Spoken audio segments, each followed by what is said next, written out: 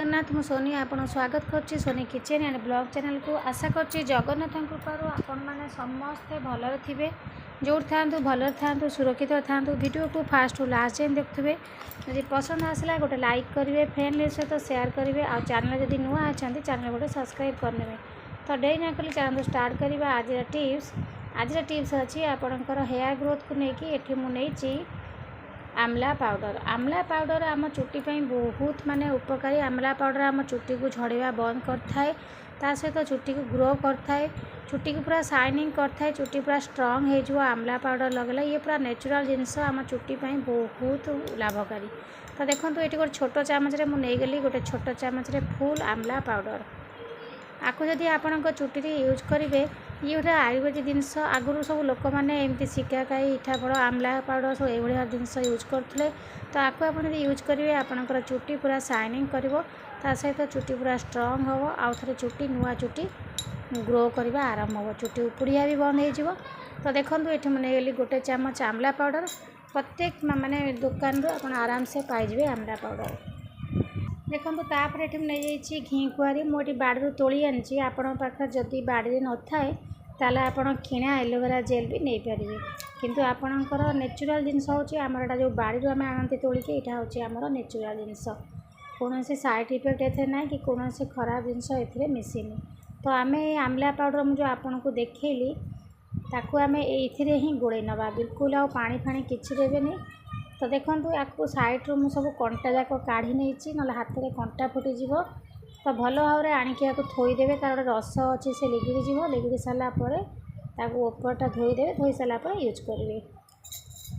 तो देखो आपको आप एमती कंटा चामच द्वारा एमती भल भाव में रांपी ने जहाँद्वारा कि तार रसटा बहुत बढ़िया से बाहरी आसो, खंड खंड बिल्कुल भी आसबनी।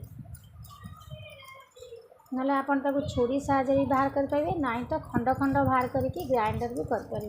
तो देखो आम ये आमला पाउडर को ये जो घी कुआरी देहरे गोले नवा से रस देहरे।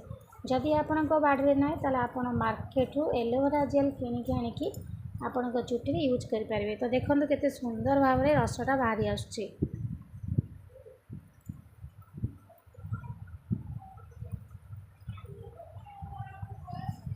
यही भाव में आप एलोवेरा को भल भाव में तार जेल को काढ़ी नियंतु। काढ़ी नहीं सारा पर आपन से आमला पाउडर ही पकेदेवे।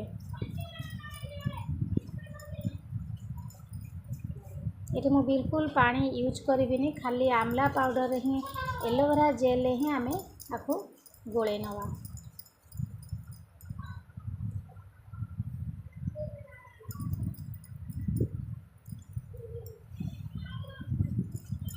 घी कुआरी जो आम जब आम माने चुट्टी बहुत बढ़िया काम करता, चुट्टी को शाइनिंग करे, चुट्टी उपुड़िया भी बंद करे, ता सहित चुट्टी को पूरा माने नुआ चुट्टी कलिया भी हेल्प करे। तो घी कुआरी आम चुट्टी बहुत लाभकारी।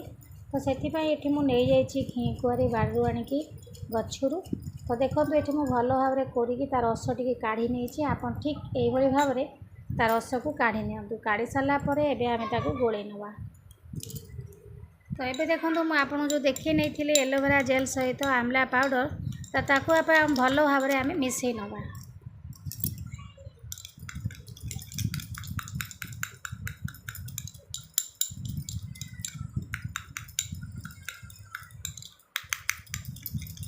देखो आपको मुझे भल भाव में मिसई नहीं।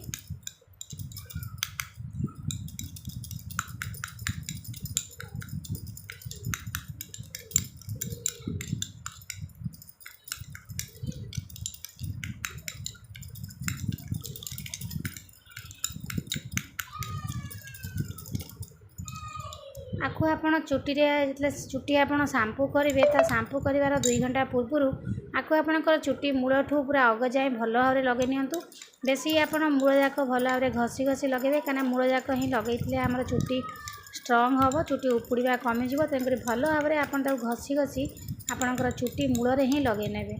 आपको आप सप्ताह अति कम 2 थर 3 थर यूज करूँ, देखिए आपंकर चुट्टी झड़वा पूरा बंद हो नुआ चुट्टी कलिवा आरंभ हो। चुट्टी झड़वा बंद है माने आपंकर चुट्टी पूरा स्ट्रंग हो नुआ चुट्टी कलिवा आस्ते आस्ते आरंभ हो। आमला पाउडर आउ घी कुआरी आपंकर चुट्टी बहुत माने बेनिफिट, मान चुट्टी बहुत लाभकारी। चुटी को सब प्रकार प्रोब्लेम को सॉल्व करिवो ता सहित आपनकर डैंड्रफ भी दूर करिवो जेकोसी समस्या अच्छी चुटीर सबूक दूर करदेव ए दुटी जाक जिनस तो निश्चित भाव में आपको आप ट्राए करूँ आपको आप लगे ने लगे सारापर 2 घंटा पर आपको शैम्पू करनी पुओ झील आउ समस्ते आपको यूज करें तो देखो रेडी है आमर एटा आमला पाउडर आउ घी कुआरी तो निश्चित भाव में टिप्स आप ट्राए करूँ देखिए आपंकर चुटी बहुत बढ़िया काम कर तो निश्चित भाव में आपको समस्त सहित सेयार करूँ तो आशा करछि आज वीडियो आपको पसंद आसो यदि पसंद आसो लाइक करेंगे फ्रेंड सहित सेयार करेंगे और चैनल जब नुआ अच्छा चैनल गोटे सब्सक्राइब करने तो आज मुझे विदाय नौ पुणी देखा आप सहित नेक्स्ट वीडियो से पर्यंत रोचे नमस्कार जय जगन्नाथ।